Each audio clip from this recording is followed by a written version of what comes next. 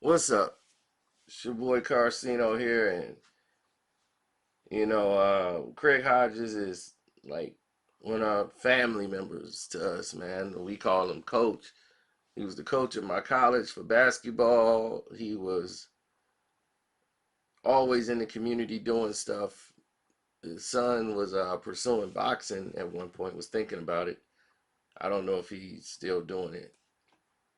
And Craig Hodges is not wasn't just a player off the Chicago Bulls. He's a three-time I think he won at least two. I don't think he won three. The NBA let him come back and compete, even though he went on a team for the NBA three-point shootout.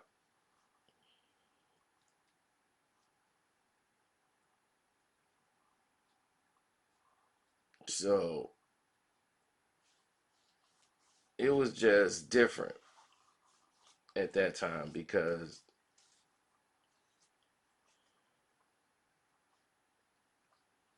it was just it's a crazy era. But the reasons and the concerns of why he wasn't on the team anymore, that's real journalism.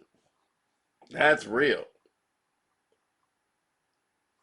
Now, if you're going to talk about this, The Last Dance, and go through the Chicago Bulls history, that was a very intricate situation that involves somebody giving a letter to the President of the United States of America. This involves somebody not wearing a suit, wearing what they were comfortable with wearing around the president. And how organization and people saying that they're going to keep this man out of the league. And he was a teammate of Michael Jordan.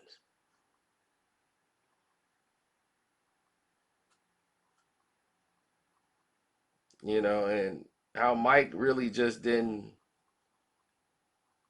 seem to care, and they had friction one year because he said Jordan didn't do anything for the black community, and next thing you know, he was out the league.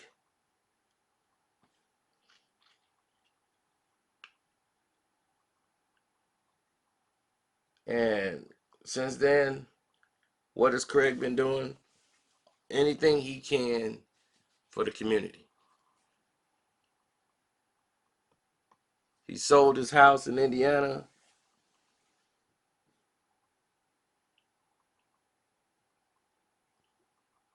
and he's been in Chicago, and since he's been back in Chicago, all he's been doing is helping other people. And with that being said,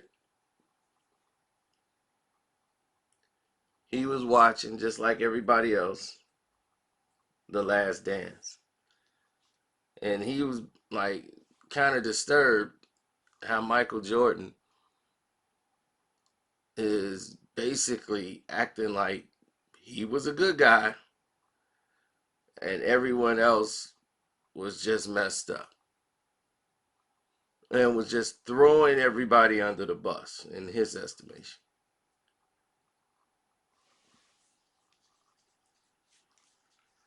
But after speaking with him, I could tell you Craig is still bothered by Mike.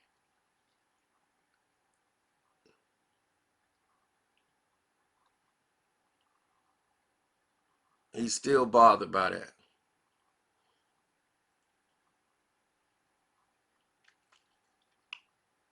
He's still bothered by what happened.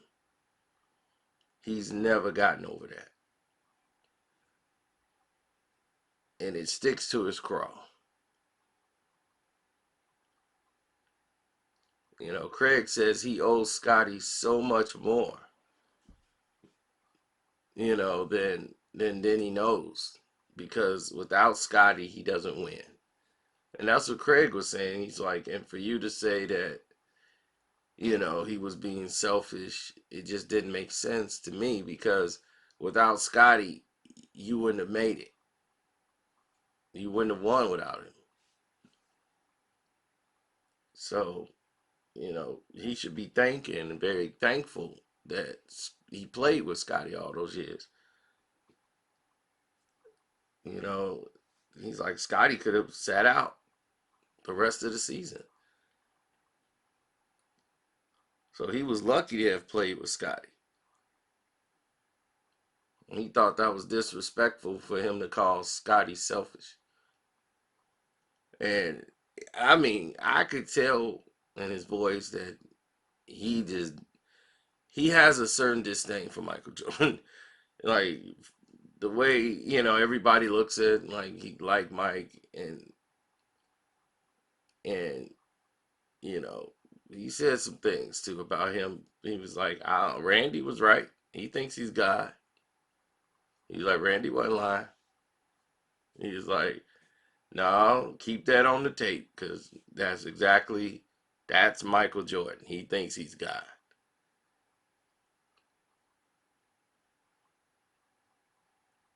So he's like, keep that on the tape.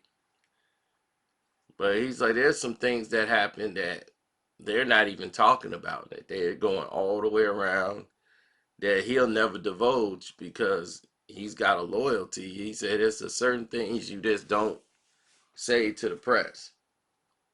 There's certain things you just don't, divulge out of the locker room. So he's like, it's a lot of stories that were bigger than the stuff that they're talking about. That happened in the first two seasons.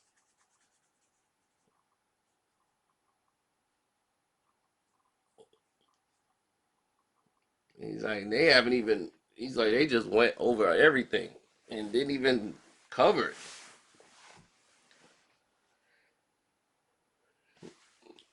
And he's like, I didn't even get interviewed.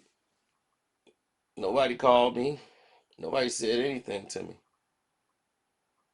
They didn't even interview me, man. I was a teammate like everybody else for two NBA titles. And they didn't even call me for an interview.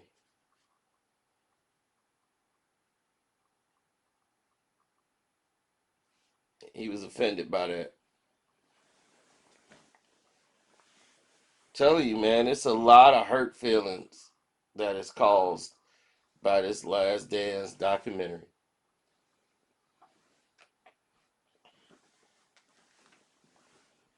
Cause I'm like, they did the reunion of the Dream Team, and no one seemed to care.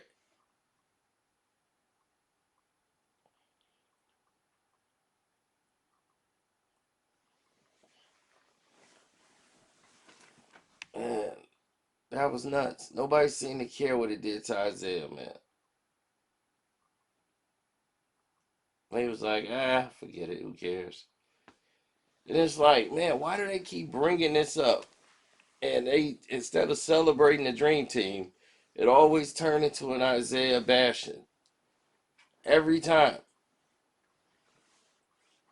That irritates me, and I'm quite sure it irritates him because it's like, okay, it's over, it's done. It's 30 years ago. We can't go back and fix it. So what's done is done.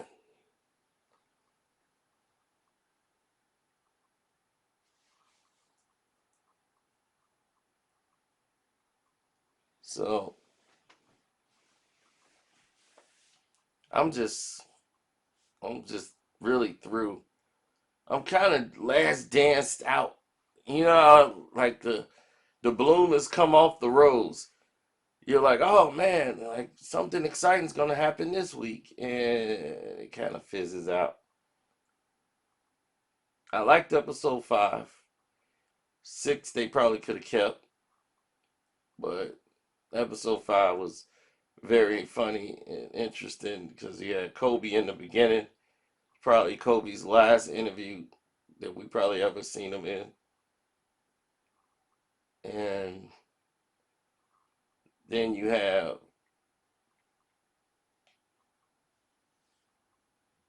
Then you have Magic at that All-Star game.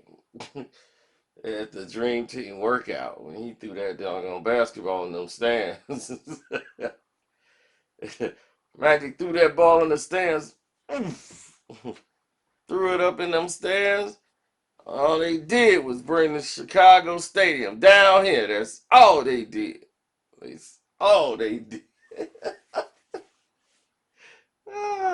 Giving Michael every call.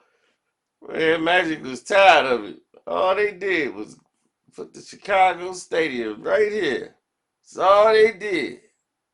All they did. This is the 90s. So I don't care if it's the 90s. What that's supposed to mean? Oh, God. For the first time ever, the public was seeing the real Magic Johnson. That's Magic Johnson. The attitude, everything, throwing the ball in the stands, that's Magic. That's Magic.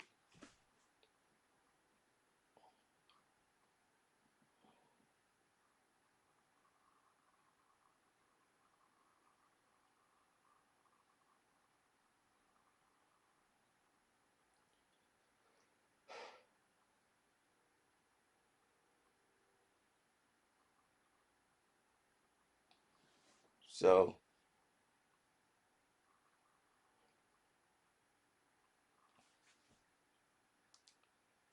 thank you guys for listening. I'm going to go ahead and go to bed. It's late. Oh, yeah. What am I saying that for? I don't know what time y'all going to get this. I don't know what time y'all going to get this video. But it will probably not be nighttime.